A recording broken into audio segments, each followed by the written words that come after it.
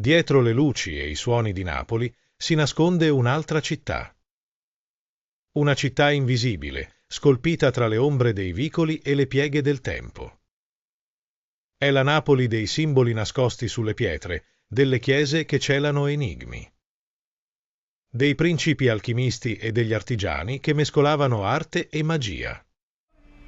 Sotto il rumore del traffico e il canto dei venditori scorre un respiro antico. Quello di un luogo che da secoli custodisce misteri, formule e leggende. Ogni strada è un segno, ogni portale un passaggio. Tra le statue di marmo e le cripte silenziose si intrecciano il sacro e il profano. La scienza e l'occulto, la fede e l'alchimia. Oggi scenderemo nei suoi vicoli per ascoltare la voce di questa Napoli segreta. Un labirinto di arte, spirito e mistero che vive sotto la superficie visibile. Nel cuore antico di Napoli, nascosta tra i vicoli di San Domenico Maggiore, sorge un luogo che sembra sospeso tra arte e magia, la Cappella San Severo.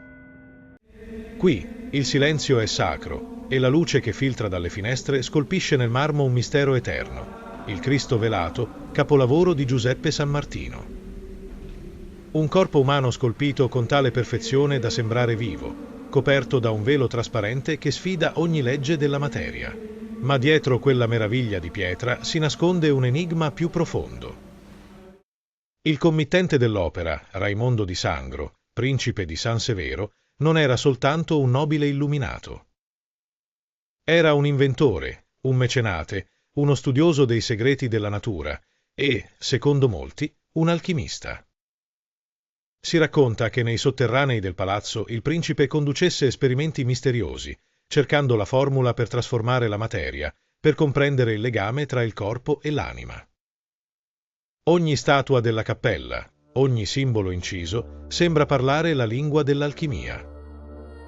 Figure che rappresentano la trasformazione spirituale, anime che si liberano dalle catene della materia, e un percorso nascosto che guida lo sguardo dall'oscurità verso la luce. Persino le enigmatiche macchine anatomiche, custodite nelle stanze sotterranee, raccontano di un sapere dimenticato, una fusione di arte, scienza e mistero. In quel labirinto di simboli, Napoli mostra il suo volto più arcano, una città in cui la fede si intreccia con la conoscenza proibita e l'arte diventa strumento di rivelazione. Napoli non è solo una città, è un intreccio di livelli, di strati, di mondi sovrapposti. Sotto la vita rumorosa dei suoi vicoli si nasconde un'altra realtà. Un labirinto antico di gallerie, cunicoli e cripte che respira sotto i passi dei napoletani. Nei sotterranei che si aprono da via dei Tribunali, la pietra tufacea conserva le tracce di secoli di storia, ma anche di riti e simboli che parlano un linguaggio segreto. Ogni arco, ogni incisione sembra alludere a un significato nascosto. La discesa nelle viscere della città come metafora della discesa dentro se stessi. Un cammino iniziatico dal buio alla conoscenza. In superficie, sopra questo mondo sotterraneo, sorge piazza San Domenico Maggiore. Crocevia di studiosi, monaci, filosofi e alchimisti del Settecento. Qui, nei palazzi che circondano la piazza, il sapere si mescolava al mistero. Tra le aule dell'antico convento domenicano si discuteva di scienza, fede e trasmutazione, mentre nei salotti nobiliari si cercava la pietra filosofale e l'elisir dell'immortalità. Si dice che persino Raimondo di Sangro, il principe alchimista, passasse di qui per incontrare altri iniziati, in una Napoli che di notte si trasformava in laboratorio dell'anima. Ma il vero cuore segreto della città batte ancora più in profondità, dove la vita e la morte convivono senza paura, nel cimitero delle Fontanelle, un luogo in cui il popolo napoletano ha intrecciato fede, magia e compassione. Tra le ossa allineate e i teschi custoditi con devozione vivono le anime pezzentelle, spiriti senza nome adottati dai vivi, a cui si offre una preghiera in cambio di protezione o di un piccolo miracolo. Tra le ossa allineate e i teschi custoditi con devozione. In quelle grotte silenziose, illuminate solo da candele tremolanti, la morte non fa paura, diventa dialogo, alleanza, una forma di alchimia spirituale che unisce i mondi visibile e invisibile. Ed è forse qui che Napoli rivela il suo segreto più profondo. Non teme l'oscurità, perché la trasforma in luce. Se Napoli è una città d'alchimia e di misteri, è anche una terra abitata da spiriti gentili, ombre antiche e presenze che ancora vegliano sui suoi abitanti. Tra le mura delle case e i balconi dei vicoli vive la leggenda della Bella Ambriana, uno spirito benevolo, invisibile, che protegge la casa e porta fortuna a chi la rispetta. Si dice che la Bella Ambriana appaia solo agli occhi di chi ha il cuore puro, nelle ore in cui il sole cala e l'aria si riempie d'oro. È la signora silenziosa che siede accanto a una finestra aperta, o l'ombra che sfiora una tenda nel pomeriggio d'estate. Per questo, nessun napoletano scaccia mai un soffio d'aria improvviso o un riflesso inatteso. Potrebbe essere lei, la padrona invisibile della casa. Ma non tutti gli spiriti di Napoli sono così benevoli.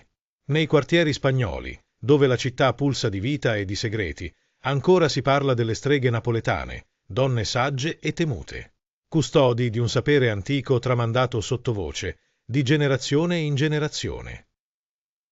Si dice che conoscano le erbe dell'amore e le parole del malocchio, che sappiano sciogliere incantesimi o intrecciarne di nuovi, e che nelle notti di luna nuova recitino formule per proteggere i bambini e le case. Ma dietro la paura si nasconde il rispetto. In quelle donne si riflette la potenza arcaica della città stessa, una Napoli che cura e incanta, che spaventa e consola. E poi c'è un'altra presenza che veglia, silenziosa, tra le botteghe di San Gregorio Armeno, la strada dei presepi. Quando cala la notte e le botteghe chiudono, si dice che le anime dei monaci del vecchio convento camminino ancora tra le statue e i pastori, come custodi invisibili di quell'arte sacra. Le loro ombre passano leggere accanto ai banconi di legno, mentre i volti di terracotta sembrano animarsi nella luce tremolante delle candele. È un momento sospeso, in cui la devozione popolare e il mistero si fondono, come se la città intera respirasse insieme alle sue anime, visibili e invisibili. In queste leggende, Napoli rivela la sua anima più profonda, non una città di confine tra realtà e fantasia, ma un luogo dove entrambe convivono. Forse Napoli non va capita, ma decifrata. Non è una città che si spiega, è una lingua antica, scritta nella pietra, nei volti, nei silenzi dei suoi vicoli.